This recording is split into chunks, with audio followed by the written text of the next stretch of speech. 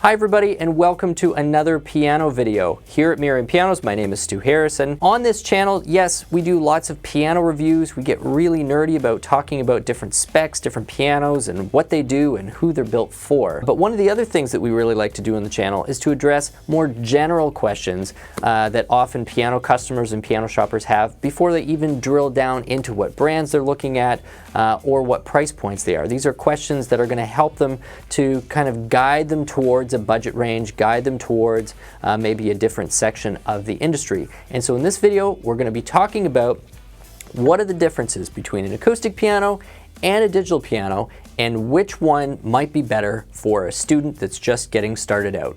We hear a lot of information out there about how acoustics are the only way to go, and then you hear other people telling you that no, acoustics are just a huge waste of money, digitals are perfectly fine. We're really going to try and sort through all of these myths, a lot of the misconceptions that might be out there, deliver you some helpful information at home so that if you're sitting there with a young daughter or son, or maybe it's you that's starting out for the first time, you're going to be able to come away with this video with a much clearer idea about how this guy is different than that guy and how much money you might be wanting to spend on this purchase and on this little musical adventure. So thank you very much for joining us for the video. Let's get started with these right away. So let's first start with how these two are actually different, and we'll worry about recommendations and comparisons, pros and cons, until the second part of the video. So we're going to be talking about how the action on an acoustic and a digital are different, or maybe how they're actually quite similar. We'll be talking about the tone and how an acoustic piano generates its sound compared to how a digital piano generates its sound. And then of course we'll be talking about where some of the limitations are between an acoustic and a digital, both in terms of price, space, maintenance, all of those things.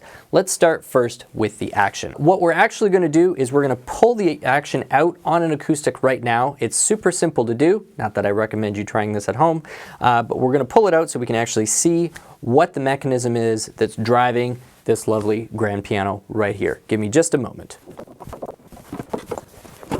Okay, so we're just going to be pulling this action out of the piano so we can actually see what this is all about. So hopefully I've got that out enough that you can see the cross section of the action. So when I press a key on an acoustic piano, this is what is happening. So essentially we've got a mechanism here which is translating this basic lever with a pivot point, and it's translating that into the motion of a hammer coming up and striking the string. Now this action is something that's been under constant evolution and development for close to 300 years, or actually it's probably more than 300 years at this point. The very first one was innovated by Cristofori. That was of course sort of an improvement on earlier keyboard instruments as well. And we now sort of have this double escapement repetition or action here, which is really designed to accomplish several things. One, right in the name of the piano, or the original name was of course the pianoforte, which stood for literally soft, loud. So this was an instrument that instead of only having a single volume, such as a harpsichord, you just pluck the string and the string plucks and it's kind of happening at one volume. Depending on how softly or how hard you hit the string or hit the key, that hammer is going to respond correspondingly, either with a soft strike on the hammer on the string or a really fast hard strike on the string, and you get a big volume difference. So that's where that name pianoforte comes from. It plays both soft and it plays both loud. And so an acoustic piano, one of the things you develop as a student or as a player is the ability to create all sorts of different tones and shades of color by using different pressures and velocities and playing techniques on that key. So the better the piano, the more accurately it translates your motion there, or your intent, your mechanical intent as a musician, into changes in how that hammer goes up there. And on a concert level piano, on a really well built piano, there are literally thousands of little tiny nuances that you're able to draw out of the instrument simply by what you're doing over here. So there's a lot that goes into it. We won't dive too much into the mechanics in this video, but just know that we've got almost 4,000 moving parts here, and of course the point is that you've got this direct mechanical link between what happens there and the hammer over there. And of course when that goes back in the instrument, we get this beautiful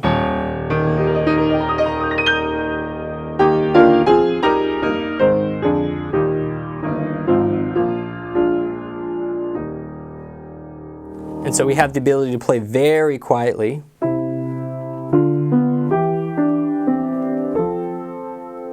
or the same notes much louder.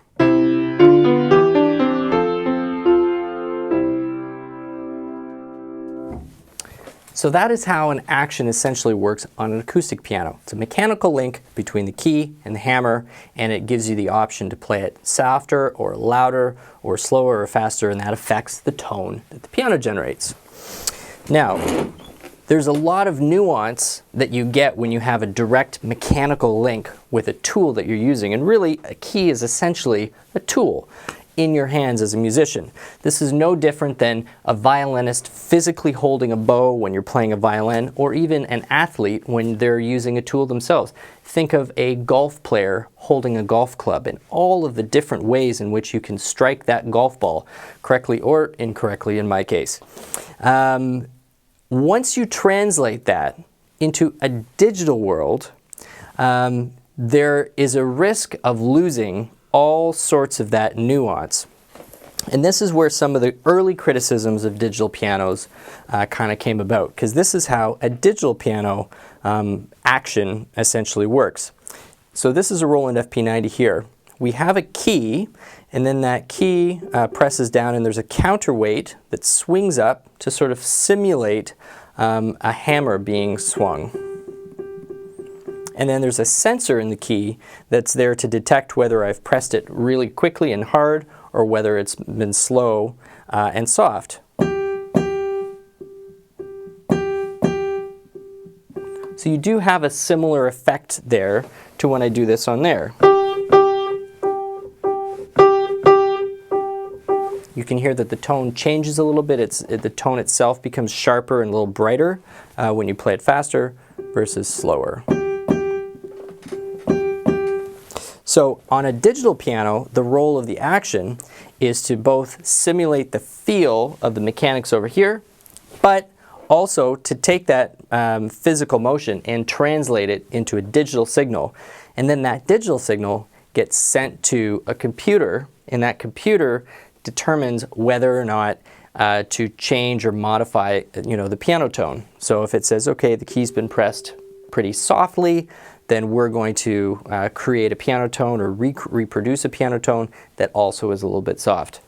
This is where on a digital piano there is a huge range of quality and options in terms of not only how closely the physical mechanism has been replicated, but also how accurate that sensor is in terms of really capturing the nuance of what you're doing.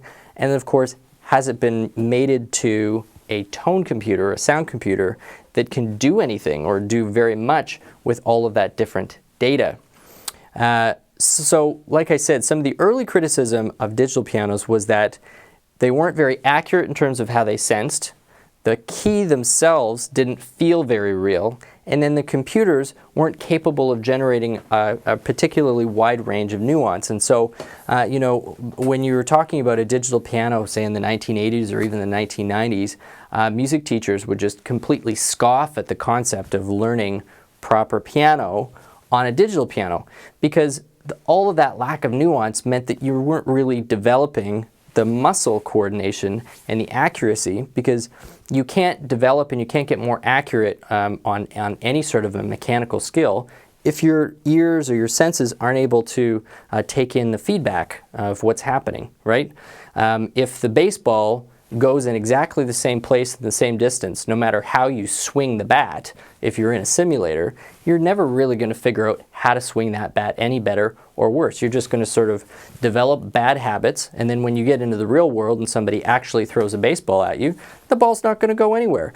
Same thing was happening with digital pianos. You had these keys that no matter really how hard you pressed them, they didn't really capture the true mechanical intent that was going on, and it didn't affect the sound that much. So you had kids that just didn't really develop a particularly accurate touch or a sense of how to get dynamic range out of the instrument.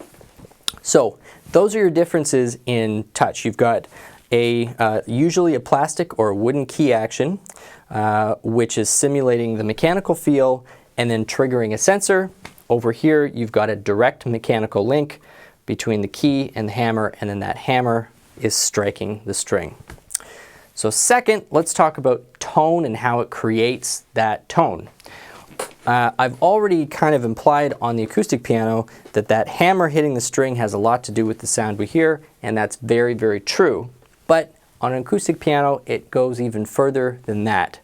Really great instruments, and pianos are included in this, the better they are, generally speaking, if it's a resonating instrument and you've got some sort of wooden structure, such as a violin or a cello or a piano in this case, the more the entire structure of the instrument is resonating, it's generally considered a better thing. Because instead of just hearing the sound of the string being amplified a little bit by a soundboard, you actually have this huge big wooden structure that starts to vibrate and create tones of its own.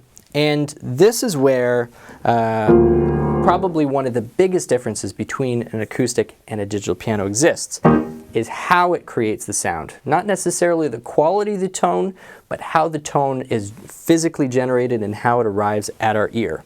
So on an acoustic, the hammer comes up and it strikes normally 3 strings, unless of course we're in the bass where it might be 2 or 1. But those 3 strings vibrate. The strings themselves are very quiet. You're not really going to be able to hear them much more. You can almost think of this as like playing an electric guitar if the amplifier's not on. You can still kind of hear the strings, but they're very quiet. That would be what would be happening on a piano if you took away the soundboard. You could still hear the strings ringing, but they'd be really, really quiet. The bridge in the soundboard, which is that big flat wooden piece in a piano, or in an upright piano it's actually vertical, takes those vibrations from the strings, and then the whole thing starts to vibrate, kind of like a speaker cone. And then that's where most of the sound comes from.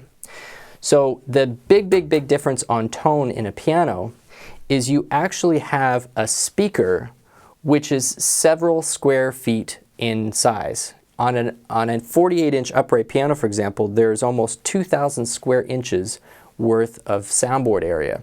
If you had an electronic speaker that had a cone that was that big, it would be the size of a wall. Nobody would ever do it. So you have this big difference of the sound literally coming from the whole structure of the piano, certainly the soundboard. Whereas on a digital piano, the sound is reproduced just the same way as it would be in a stereo. You have this audio signal that's being sent to an amplifier, and then the amplifier is driving usually 2 relatively small speakers, in some cases maybe 4, and you're hearing all of the sound coming out of speakers which are maybe this big, sometimes that big, versus a soundboard which is the size of a table. And so no matter how good those speakers get, they'll never be able to produce the acoustic effect of a surface that large resonating. And so that's why you'll sometimes hear people say, oh yeah, the digitals are sounding really good, but they'll never be as good as the acoustic. Well, I don't like the words good and bad or better, but will the acoustic piano always be different? Absolutely. And that's one of the critical differences that no one really seems to be trying to overcome or that interested in overcoming. Because, of course, if you're going with a digital, sometimes the reason is portability and size. And so you're not about to attach a table-sized speaker to this thing if the whole point was to get it smaller and get it more portable in the first place. So there's your difference in sound. You've got a whole wooden structure that's resonating versus 2 speakers, or in some cases 4 speakers, which are producing the sound. So that essentially covers your major differences in terms of touch and sound. Some of the other differences are really super obvious, but I'll mention them anyway. On a digital piano, you often will have connection options so that you can drive various computer programs with it. You often have the option to have dozens and sometimes hundreds of different tones in a digital piano, such as organ or strings or pads or leads or harpsichord or electric pianos. So there's going to be lots of times where maybe that is an advantage or desired. On an acoustic piano, of course, we've just got one tone, which is the piano itself. Now let's get into some pros and cons, because I've now described in very broad strokes the differences between an acoustic and a digital. So when is it totally appropriate, or when is it completely okay to have somebody start on a digital instead of on an acoustic? Well, in my opinion, if you are prepared to purchase a digital piano which is maybe just a little bit better than entry level, there's virtually never a bad time to have a piano student who's just starting out start their journey on a digital piano.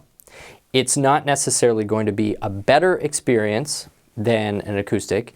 It may not be exactly an equal experience to an acoustic, but I think the relevant question is this going to stop somebody from getting excited about piano? Is it going to stop them from learning the very basics of how to get started with the piano, you know, where middle C is, you know, proper hand position?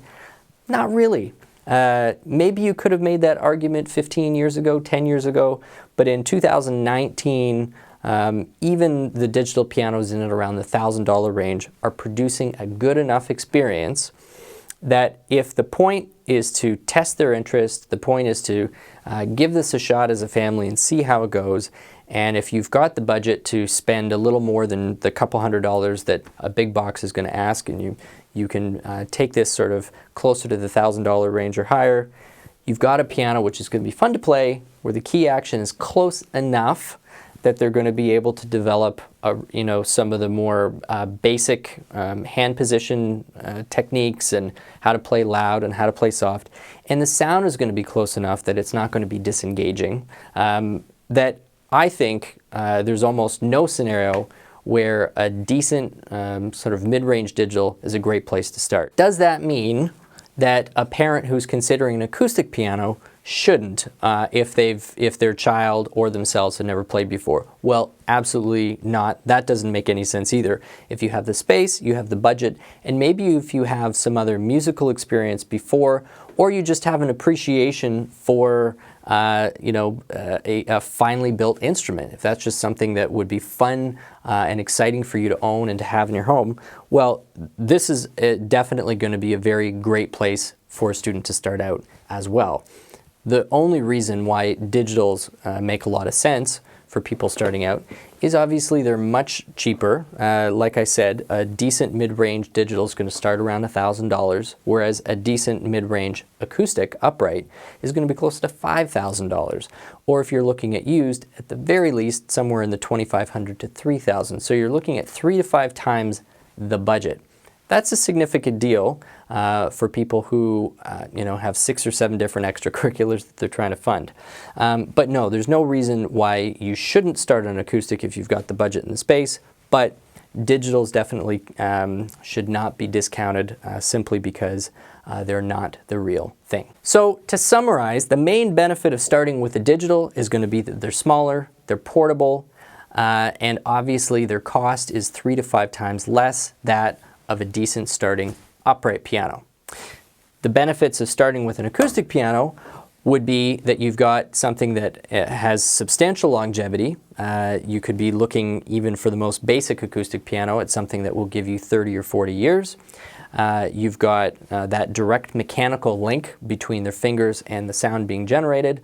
And of course, beyond about the first 1.5 to 2 years of instruction, will they be able to develop a finer, more keener sense of technique and nuance in their playing on an acoustic versus the digital? Absolutely. Another benefit on the digital piano side that you don't often think about when you're starting out is that there is a huge engagement potential with digital pianos and how they can integrate with modern apps off of the Google Play Store or the Apple App Store. So if you're a parent, you know you've got a child who really engages well with electronics, which that's a whole other conversation, but we know that that's just kind of a modern reality. A digital piano will allow you to essentially keep feeding your son or daughter with new challenges and new opportunities to apply their music into an area that they find highly relevant, which is the ability to, say, share a new piece that they've learned with their friends through social media, the ability to record with different sounds and different instruments with all of those apps that are available for tablets and for phones. There's even apps which allow you to help track whether they're actually practicing or not. They're able to exchange recordings back and forth between their teacher. So there is certainly a modern edge that the digital piano has in terms of keeping your children highly engaged with the material and also keeping you potentially more engaged with your child's progress. That is a big thing that can't be ignored.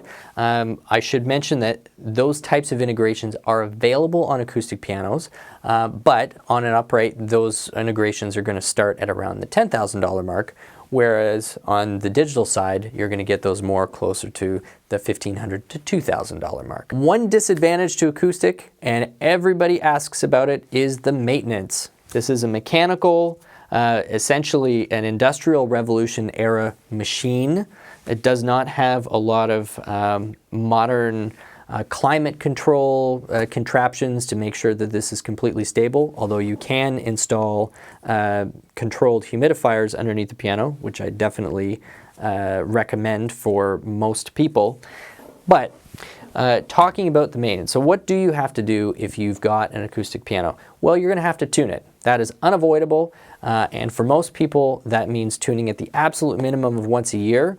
But if you're playing the instrument on a relatively daily basis, every couple of days, and the instrument is really getting played with some force, you're going to have to be tuning the piano probably twice a year. And those times are the best times to tune those instruments are usually a few weeks after the heat goes on and a few weeks after the air conditioning turns on in the fall and in the springtime. So that is something to consider. You will need to be tuning the piano. The piano also needs to be kept in a relatively stable climate environment. That means that humidity that stays sort of within a relatively controlled band of, let's say, 35 to about 55. You don't want it to go much below that or above that, especially for an extended period of time. Lots of wood in here, so just like hardwood floors and door jambs, things start to creak and expand and contract a little bit when the humidity goes a little bit nutty. So let's say you've started with a digital piano and you're a year or two in. How do you know when it's time to transition from a digital over to an acoustic? We also get this question quite a bit. So if you've started with a digital piano that has a fairly decent speaker strength to it or power, let's say something that's around between 30 to 50 watts, so it's got some decent oomph. It's got a triple sensor in the key, so it's able to pick up quite a bit of the nuance that would be there. To me, that instrument is probably going to be able to get somebody through 4 or 5 years of instruction before that starts to hold them back a little bit. So it's all about development, all about training. This is the best analogy I can think of. If the goal is to have your son or daughter or yourself transition at some point to be able to start to perform, do exams, recitals, or even recording on some type of an acoustic, they will need an acoustic at the house so that they can really learn how to control all of that extra power. This is like learning how to drive in a go-kart. And of course, if the first stages are just figuring out how to stay on the road, how to turn left and right, use your signals, and essentially navigate around, then go-karts are just fine. Maybe it has 50 horsepower as an example. But if you know that at some point they're going to be stuck in a car with 500 horsepower and asked to demonstrate what they know, you can't drive a 500 horsepower car unless you've been trained in a 500 horsepower car. It just doesn't work any other way. So if your son and daughter is going to develop towards, say, a more advanced classical exam, or they're looks like they're headed towards some type of a professional application of the musical knowledge, then their practice instrument should start to reflect what they're going to be professionally performing in. So whether that's an exam or whether that's in some type of a stage setting or professional setting or band setting. You want to have that as closely matched as possible. So if they're doing exams on a grand piano, if it's at all possible, good to have them at home with either a grand or a taller upright. If they're going to be using a really high-end digital piano in some sort of a band or rehearsal setting, it's best to try and get that matched as close as you can at home. So that transition is obviously a very dynamic thing, but I would say for that first digital piano, if you've invested somewhere in the $1,500 to $2,000 range and they're progressing along in more or less traditional piano lessons, that's going to get you at least 4 or 5 years based on my experience. So thank you so much for watching. I really genuinely hope that this feedback has been helpful. I know it's a lot of information, it's a lot of talking, but if you've been struggling with this question, if you've been getting conflicting advice either from the internet or friends or teachers, well, I hope this has helped a little bit to add some clarity to your decision. If it's the first time to the channel, we'd really appreciate if you subscribe. There's tons of other piano videos that you can check out, and I hope to see you back again very, very soon at Merriam Pianos. Again, my name is Stu Harrison. Have yourself a great day.